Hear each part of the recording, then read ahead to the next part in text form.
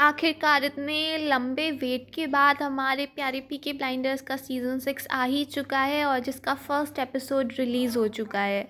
जैसा कि हमने सीज़न 5 के लास्ट एपिसोड में देखा था कि ऑसवाल्ड मोस्ले को मारने वाला प्लान एकदम फेल हो चुका था और टॉमी के गैंग के काफ़ी सारे मेंबर्स उसमें मारे भी जा चुके थे और अब टॉमी इतना ज़्यादा परेशान था कि उसने अपनी लाइफ ख़त्म करने का सोच लिया था। इस फर्स्ट एपिसोड में हेलन मैक्रॉरी यानी अपनी प्यारी आंट पॉल को ऑनर किया गया है क्योंकि अभी लास्ट ईयर ही वो कैंसर की वजह से उनकी डेथ हो गई थी, तो अब वो पूरे भी किसी भी आगे नहीं आ पाएंगे और इस सीज़न 6 में भी नहीं है।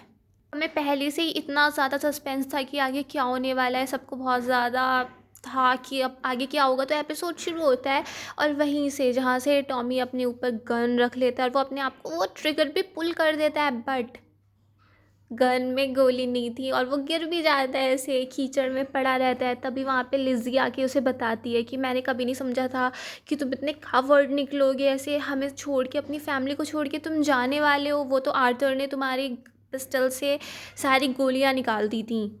लिज़ी के जाने के बाद टॉम उठता है और वो अपनी मदर से कहता है कि मदर, ये लोग मुझे जाने नहीं दे रहे हैं, पता नहीं अभी मुझे और कौन से कॉन्सिक्वेंसेस फेस करने पड़ेंगे, तब जाके मैं इस दुनिया से जा पाऊँगा। टॉमी जैसे तैसे करके अपने घर जा रहा होता है, तभी उसके पास से एक ट्रक गुजरता है जिस पे एक वाइट फ्लैग लहरा रहा था और उसके घर पे उसका टेलीफोन रिंग होता है और वहाँ पे उसको एक आयरिश वुमन बताती है कि लास्ट नाइट जो ऑपरेशन हुआ उसको हमारी आयरिश रिपब्लिक आर्मी ने कैरी आउट किया, क्योंकि हम अभी नहीं चाहते कि ऑसवाल्ड मोस्ले मरे, वो हमारे लिए काफ़ी इम्पोर्टेंट है। और वो कहती है कि सिर्फ हमने मोस्ले को ही नहीं बचाया है, इसके अलावा तुम्हारी इस ऑर्गेनाइजेशन में भी हमने कुछ चेंजेस कर दिए हैं। फिर दिखाते हैं 3 डेड बॉडीज़ वहाँ पे छोड़ दी जाती हैं और टॉमी जब उनको देखता है, वो उस पर वाइट पट्टी सी चढ़ रही थी, उसको काट के जब वो देखता है, वो आयरिश वुमन ये भी कह रही थी कि हमने तुम्हारा वो क्रच तोड़ दिया है जिसकी वजह से तुम आज यहाँ तक पहुँच गए, जो क्रच तुम्हें बिल्कुल शुरू से मिला हुआ है जब से तुमने अपनी इस एम्पायर की शुरुआत की है। वो कहती हैं ये सब लोगों की मौत तुम्हारे ही जिम्मे है, सिर्फ ये तुम्हारी वजह से ही मरे, अब तुम्हारे पास कोई सहारा देने के लिए नहीं है और तुम किसी पे डिपेंड हो सकते हो तो वो लोग सिर्फ हम ही हैं, कि तुम अपने लिमिट्स को तो समझ नहीं पाए, अब कुछ ना कुछ हश्र तो होना ही था। तो वो बैग दिखाते नहीं है, बट उसमें यही दिखाया जाता है कि आंट पॉल को उन लोगों ने मार दिया है। टॉम भी बहुत ज़्यादा वहीं पे बैठ के रोने लगता है। आंट पॉल के अंतिम संस्कार के लिए सब लोग इकट्ठे होते हैं और वहीं पे सब बहुत ज़्यादा इमोशनल थे और वहाँ पे माइकल कहता है कि ये सब कुछ एक आदमी के एम्बिशन की वजह से हुआ है। मैं भगवान की कसम खाता हूँ कि चाहे मुझे कितने झूठ बोलने पड़े, चाहे मुझे कुछ भी करना पड़े, मगर मैं टॉमी शेल्बी से बदला लेके रहूँगा। सबके बाद दिखाते हैं 4 साल बाद टॉमी मिकलन आइलैंड जाता है, जो कि न्यूफाउंडलैंड के पास था और ये एक फ्रेंच टेरिटरी थी। और माइकल भी 4 साल बाद टॉमी से मिलने यहीं पे आ रहा था। प्रोहिबिशन के टाइम पे यही जगह थी जहाँ से सब जगह विस्की वगैरह की सप्लाई जा रही थी, तो ये पूरा एक हब था। और 5 दिसंबर 1933 को दिखाते हैं एक होटल बार में ये पता चलता है कि टॉमी ने अब ये शराब पीना बिल्कुल छोड़ दिया है। बहुत देर तक वहाँ पे एक आदमी टॉमी को परेशान करता रहता है कि तुम्हारी वजह से ये बैन अब हटने वाला है, हमारी रोज़ी रोटी ख़त्म हो गई है सिर्फ तुम्हारी वजह से। टॉमी पहले उसको बड़े प्यार प्यार से समझाता रहता है, वो कुछ नहीं करता है, जैसे हमारा टॉमी बिल्कुल भोला भाला बन गया है, मगर जब उससे नहीं संभलता तो वो उसकी ऐसी धुनाई करता है। फिर टॉमी वेट कर रहा था माइकल के आने का और तभी उसे पॉली की वो बात याद आती है जब पॉली ने कहा था कि वॉर आने वाली है और तुम में से कोई एक मरेगा।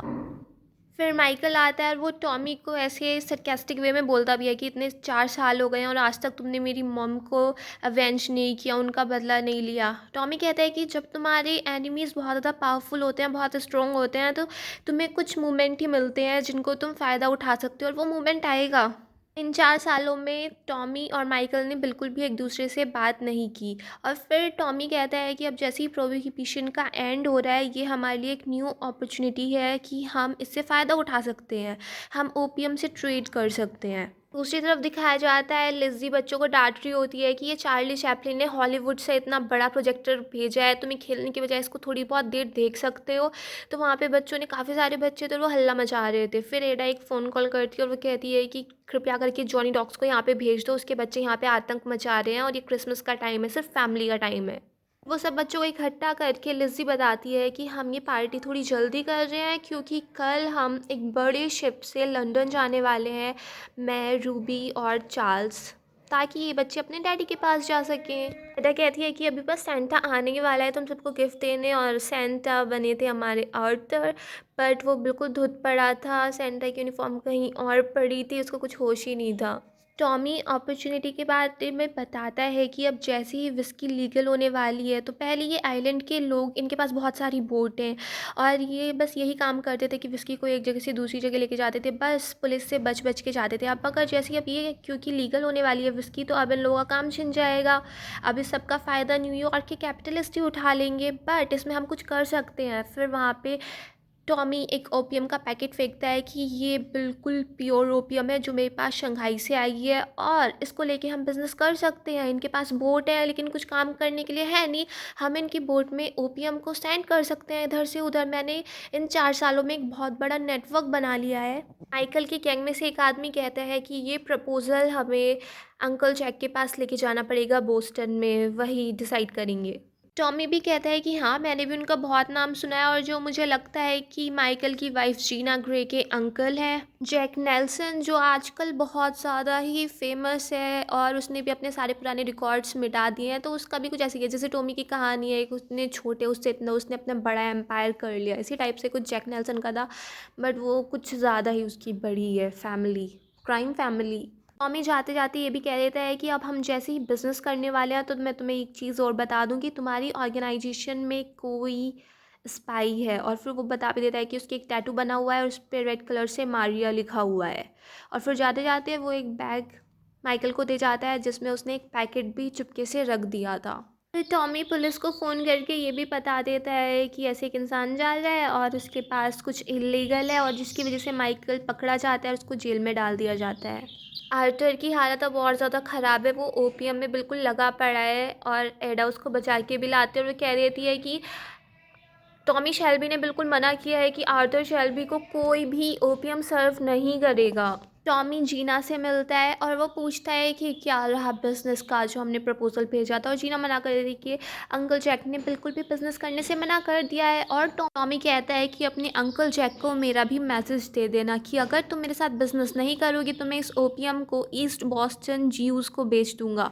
और इस धमकी को सुन के जीना बहुत ज़्यादा गुस्सा हो जाती है, वो कहती है अगर तुम ऐसा करोगी तो वॉर से नहीं बच पाओगी। टॉमी कहता है जितना ज़्यादा ओपियम मेरे पास है इस टाइम, इस सब से कुछ ना कुछ शिफ्ट तो आएगा ही, और सब कुछ फेवर जितना चल रहा है जूइश, इटालियंस, आयरिश, ये सब कुछ ईस्ट के साइड चला जाएगा। और ईस्ट बॉस्टन में मेरे सोलोमन्स फैमिली से काफ़ी अच्छे रिलेशन है, तो ताकि वहाँ पे भी कुछ हो सकता है। तो अपना ध्यान रखना और ये सारा मैसेज अंकल जैक तक पहुँचा देना। दिखाते हैं टॉमी को लिज़ी फ़ोन करके बताती है कि रूबी को बहुत अजीब अजीब से सपने आ रहे हैं और पता नहीं वो कुछ अजीब अजीब से वर्ड्स भी बोल रही है। फिर वो बोल के सुनाती है और टॉमी एकदम से चौंक जाता है, वो बहुत ज़्यादा पैनिक्ड हो जाता है। वो पूछता है वो और क्या क्या बोल रही है, मुझे ढंग से बताओ, वो रोमनी में क्या क्या बोल रही है। लिज़ी कहती है मुझे रोमनी नहीं आती है ना, मैं नहीं समझ पा रही हूँ वो क्या क्या बोल रही है। फिर टॉम पूछता है कि उसको क्या दिख रहा है, मुझे बताओ उसको क्या दिख रहा है। लिज़ी कहती है कि वो एक आदमी को देख पा रही है, ग्रीन आई आदमी को देख पा रही है। मम्मी कहते हैं उसको बाहर मत जाने देना, उसको स्कूल मत जाने दो, वो किसी नदी वदी के पास ना जाए, उसको घोड़े से मत मिलने देना। जॉनी डॉग्स और उसकी वाइफ को ये बात बताओ और जैसा वो बोले वैसा ही करना। एस्मेराल्डा से मिलो और उससे कहना कि वो ब्लैक मडोना रूबी के गले में डाल दे, और जैसे जैसे एस्मेराल्डा कहे वैसे ही वैसे करना। जैसे तुम एक डॉक्टर की बात सुनती हो वैसे ही तुम्हें उसकी बातें सुननी है। जी भरोसा नहीं कर रही थी ये वही से फिर से जिप्सी स्टफ़। टॉमी कहता है हाँ ये वही सारा जिप्सी स्टफ़ है, मगर तुम्हें जो मैंने कहा है बिल्कुल सारी बातें सुननी है, ठीक है? और मैं जल्दी ही घर आ रहा हूँ, मैं कल ही घर पे आ रहा हूँ। टॉमी अपने मन में पॉल से कह रहा होता है कि उन्हें पता है कि मैं बाहर निकलना चाह रहा हूँ, वो मेरे पीछे आ रहे हैं। नेक्स्ट टॉमी माइकल से मिलने जा रहा है और माइकल से कहता है कि मुझे पता है कि जैक नेल्सन भी इंग्लैंड जा रहा है और मैं भी इंग्लैंड जा रहा हूँ, वो वहाँ पे लाइसेंस लेने जा रहा है। तो माइकल कहता है तुम्हें कैसे पता चला कि वो इंग्लैंड जा रहा है। टॉमी कहता है मेरे पास उसकी पूरी फाइल पड़ी है कि वो कहाँ कहाँ पे जाने वाला है, मेरे पास लेटर्स हैं उसके यूएस प्रेसिडेंट के साथ, उसके मिस्ट्रेसेस के, उसका सब कुछ कच्चा चिट्ठा मेरे पास है। और माइकल सब सुन के कहता है कि अब तुम्हें कोई नहीं बचा सकता, यू आर डेड। टॉमी कहता है कि मेरे इस प्रिजन में भी कॉन्टैक्ट्स हैं, ये लोग तुम्हारा यहाँ पे ध्यान रखेंगे। माइकल कहता है मुझे किसी की ज़रूरत नहीं है, जैक नेल्सन मुझे बहुत जल्द यहाँ से निकालने वाला है।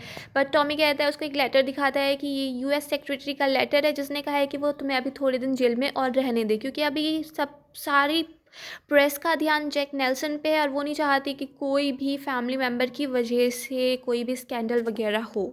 मैं कहता है रिलीज़ तुम यहाँ से हो ही जाओगे, फिर देखो अपना बिजनेस करते हैं, उसके बाद जैसे अभी हम थे वैसे ही हो जाएंगे, दोनों के रास्ते अलग अलग। माइकल कहता है तुमने अभी तक कोई सबक नहीं लिया, जब मेरी मम की डेथ हो गई तब भी तुम्हें अकल नहीं आई कि तुम्हारी लिमिटेशंस क्या हैं, तुम अपने हाथ फैलाते ही जा रहे हो।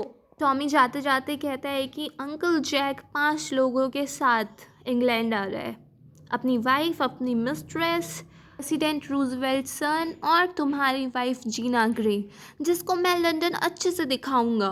और इसी बात को सुन के माइकल बहुत भड़क जाता है और वो टॉमी पे बहुत गुस्सा कर रहा होता है, और टॉमी उधर से जाता रहता है कि मैं तुम सब लोगों का वेट करूँगा लंदन में अपनी डील साइन करने के लिए। और यहीं पे ये फर्स्ट एपिसोड ख़त्म हो जाता है। अगर आपको ये पसंद आया हो तो प्लीज़ मेरे चैनल को सब्सक्राइब करें, लाइक करें, शेयर करें, कमेंट्स करें, and bye bye, till next video.